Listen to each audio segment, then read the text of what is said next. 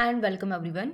आज के इस वीडियो लेक्चर में हम बात करेंगे subject farming based livelihood system के नेक्स्ट टॉपिक के बारे में, जो कि है facilitating of different farming systems for different agroclimatic Jones. देखो, बेसिकली टॉपिक का मीनिंग समझना ही एक पर्टिकुलर टॉपिक के बारे में बहुत कुछ जानने जितना होता है।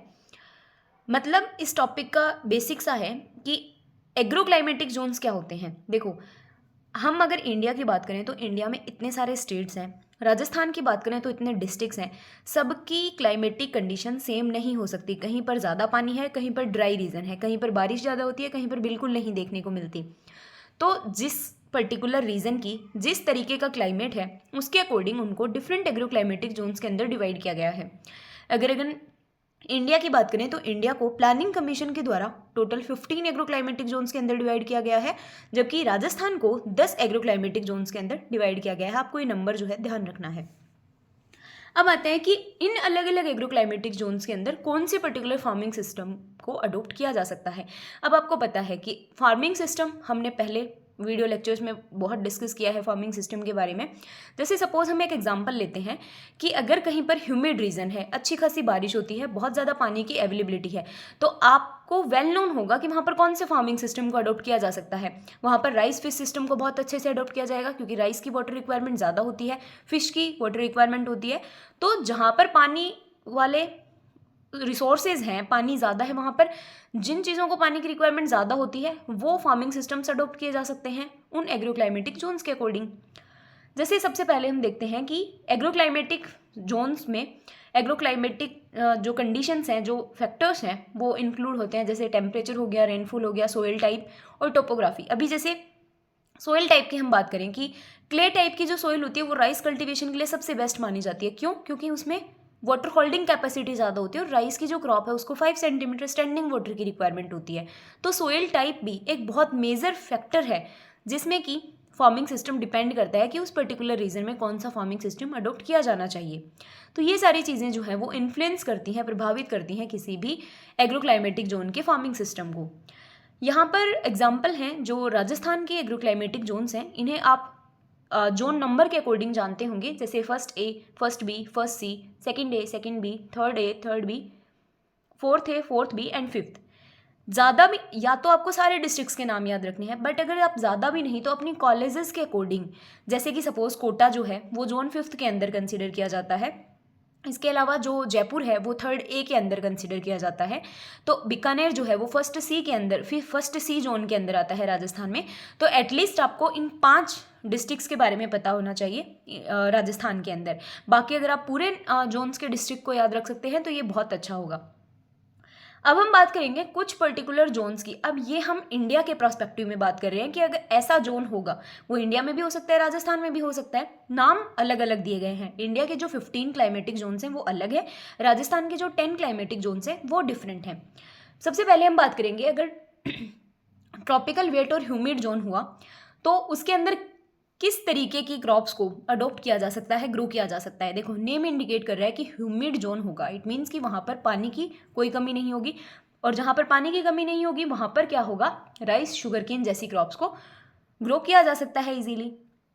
अब यहाँ पर इस पर्टिकुलर जोन में, tropical wet and humid zone में, जो फेसिबल फार्मिंग सिस्टम्स हैं वो हैं जैसे कि प्लांटेशन एग्रीकल्चर। आपको पता है प्लांटेशन क्रॉप्स के अंदर अपन रबर, कॉफ़ी, कोकोआ और इन सबको इन्वॉल्व करते हैं। तो प्लांटेशन एग्रीकल्चर को अडॉप्ट किया जा सकता है, जो कि हाई वैल्यू की पेरिनियल क्रॉप्स होती हैं, बहुवर्षीय पौधे होते हैं।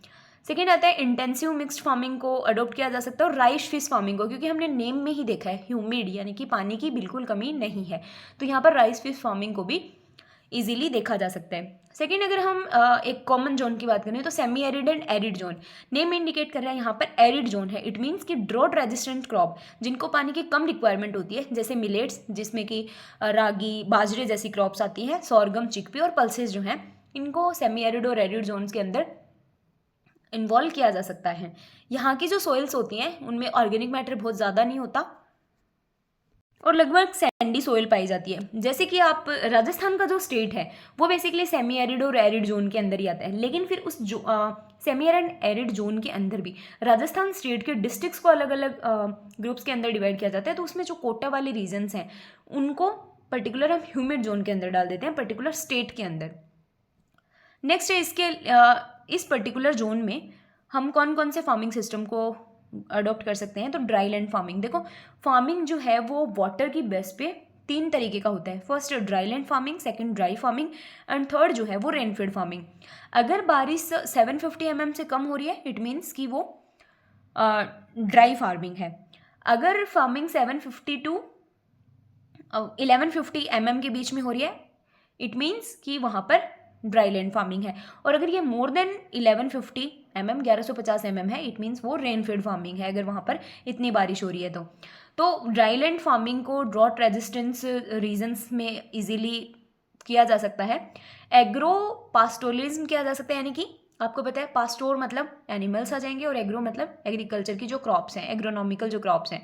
तो यानी कि यहाँ पर कंबाइन करना है लाइव स्टॉक को क्रॉपिंग के साथ में। और लास्ट आ जाता है रेनफीड एग्रीकल्चर। नेक्स्ट जोन आता है सब ह्यूमिड एंड मोस्ट सब ह्यूमिड। यहाँ पर मतलब मीडियम मॉडरेट रेनफॉल होता है। इसमें जैसे हम देखें तो मध्य प्रदेश, उत्तर प्रदेश, बिहार, झारखंड, वेस्ट बंगाल जैसे स्टेट्स जो होते हैं वो आते हैं। यहाँ की जो सॉइल्स होती हैं वो बेसिकली रेड सॉइल्स होती हैं और क्रॉप्स में मेज, पल्सेस, ऑयल सीड क्रॉप्स को ग्रो कर सकते हैं। इसके लिए जो सूटेबल फार्मिंग सिस्टम है, मिक्स्ड फार्मिंग अडोप्ट की जा सकती है। आपको पता है मिक्स्ड फार्मिंग में 2 से ज़्यादा जो एंटरप्राइजेज हैं उनको हम इंटीग्रेट कर देते हैं। Integrated crop live stock system को और ऑर्गेनिक फार्मिंग को अडोप्ट किया जा सकता है। नेक्स्ट आता है टेम्परेट जोन। देखो टेम्परेट जोन क्या होता है, बेसिकली जहाँ जो ठंडे इलाके होते हैं, जहाँ पर बहुत ज़्यादा कोल्ड यानी कि विंटर्स ज़्यादा होती है, उनको हम बोलते हैं टेम्परेट जोन। जैसे कि जम्मू कश्मीर हो गया, हिमाचल प्रदेश, उत्तराखंड जैसे जो स्टेट्स हैं वो टेम्परेट जोन के अंदर आते हैं। यहाँ की जो सोइल होती है वो बेसिकली न्यूट्रिएंट्स में रिच होती है। आपको पता है टेम्परेट जोन में सबसे ज़्यादा टेम्परेट फ्रूट्स की आपको क्रॉपिंग या खेती देखने को मिलेगी। तो टेम्परेट जोन्स के अंदर जो सबसे ज़्यादा क्रॉप्स उगाई जाती हैं वो नट्स और एप्पल।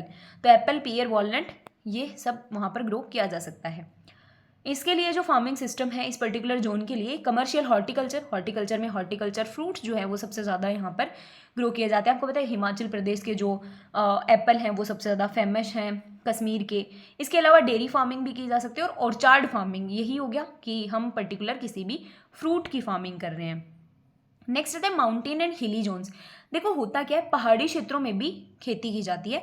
अब पहाड़ी क्षेत्रों में स्लोप यानी कि ढलान वाला क्षेत्र होता है, तो वहाँ पर जो बारिश का पानी हो जाए वो बहुत रुक नहीं पाता है बहुत ज़्यादा टाइम तक, तो क्रॉप्स के लिए थोड़ा सा बेनिफिशियल नहीं हो पाता है।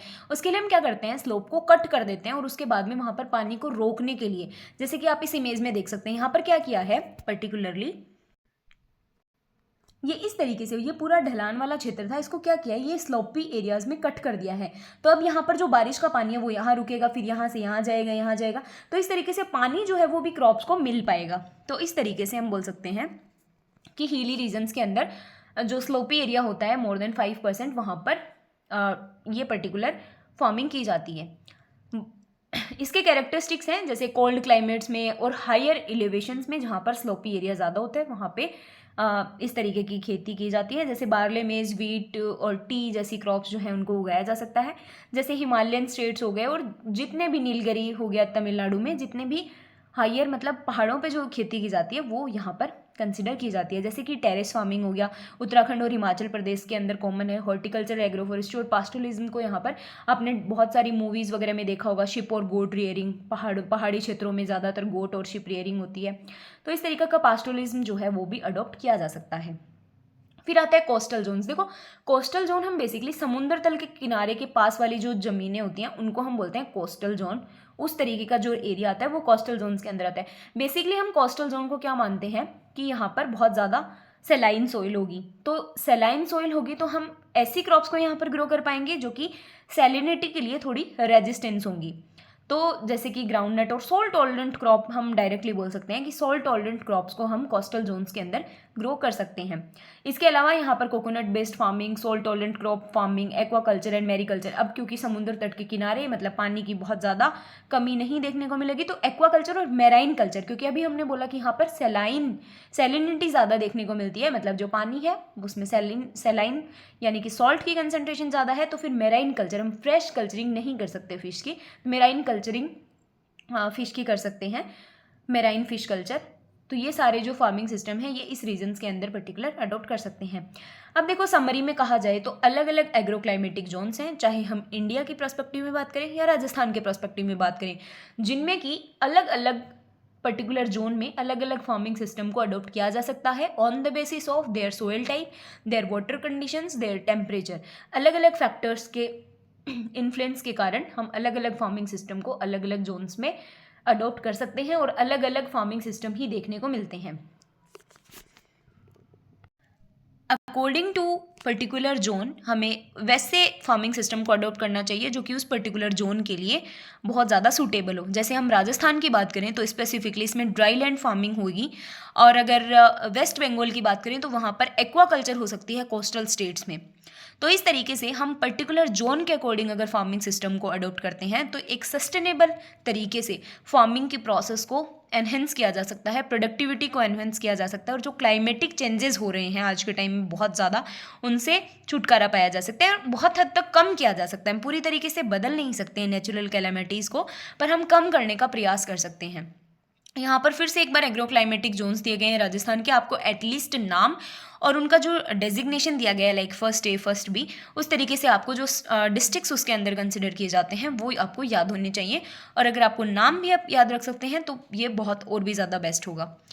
आपके न्यू टाइप में भी ये क्वेश्चन पूछा जा सकता है कि टोटल नंबर ऑफ राजस्थान में कितने एग्रोक्लाइमेटिक जोन्स हैं, पर्टिकुलर किसी जोन का नाम देके like first A first B इस तरीके से, या फिफ्थ रीजन में कौन सा आता है, कोटा डिस्ट्रिक्ट कौन से उसके अंदर कंसिडर किया जाता है ना, तो इस तरीके से पर्टिकुलर डिस्ट्रिक्ट का नाम देके जोन का नाम पूछ सकता है, या जोन का पर्टिकुलर डेजिग्नेशन देके डिस्ट्रिक्ट का नाम भी पूछा जा सकता है। तो आपको उसी तरीके से प्रिपेयर करना है, और ये लास्ट में इमेज है जो कि डिफरेंट जो एग्रोक्लाइमेटिक जोन्स हैं उनको दर्शा रही है।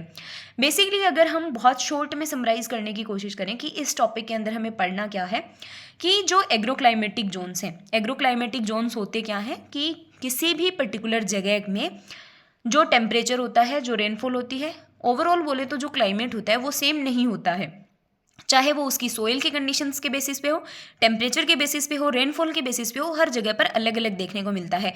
पर हम एक पर्टिकुलर रीजन की बहुत अच्छे से स्टडी करने के लिए कुछ रीजन्स को जिनकी एग्रोक्लाइमेटिक जो सिचुएशन होती है वो कुछ हद तक समान होती है, उनको हम एक पर्टिकुलर जगह पे ले आते हैं और उनकी साथ में स्टडी करने की कोशिश करते हैं, वो होते हैं एग्रोक्लाइमेटिक जोन्स। इसी एग्रोक्लाइमेटिक जोन के आधार पर या पर्टिकुलर इंडिया को इन एग्रोक्लाइमेटिक जोन्स के आधार पर 15 रीजन्स के अंदर क्लासीफाई किया गया है, और ये क्लासिफिकेशन प्लानिंग कमीशन के द्वारा दिया गया था। तो पूछा जाए कि इंडिया में कितने एग्रोक्लाइमेटिक जोन्स हैं तो 15, और राजस्थान में कितने हैं तो टोटल 10 एग्रोक्लाइमेटिक जोन्स हैं। उन क्लाइमेटिक जोन्स के आपको नेम पता होने चाहिए, और जैसे कि आपको पता है हमने बहुत ब्रॉड वे में देखा कि ह्यूमिड रीजन के अंदर कौन सी क्रॉप्स को ग्रो किया जा सकता है, ड्राई रीजन्स के अंदर कौन सी क्रॉप को ग्रो किया जा सकता है। तो अगर आपको स्टेट्स डिस्ट्रिक्ट्स के नाम देके भी पर्टिकुलर राजस्थान के पॉइंट ऑफ व्यू से पूछा जाएगा तो आपको पता है, जैसे जैसलमेर का अगर कोई नाम देगा तो ऑब्वियस सी बात है कि वहाँ पर क्या होगा, ड्राई फार्मिंग होगी, बिल्कुल ड्राई फार्मिंग होगी, जो ड्रॉट टॉलरेंट क्रॉप्स हैं वही वहाँ पर ग्रो की जाएंगी। और कोटा झालावाड़ जैसी जगहों का अगर नाम दिया गया, डिस्ट्रिक्ट का नाम दिया गया, तो वहाँ पर क्या होता है, पानी की थोड़ी ज़्यादा अवेलेबिलिटी है, तो आप राइस और सोयाबीन जैसी क्रॉप्स जो हैं उनको देखने को मिलती हैं आपको। नेक्स्ट वीडियो लेक्चर में हम नेक्स्ट टॉपिक के बारे में डिस्कस करेंगे। Thank you.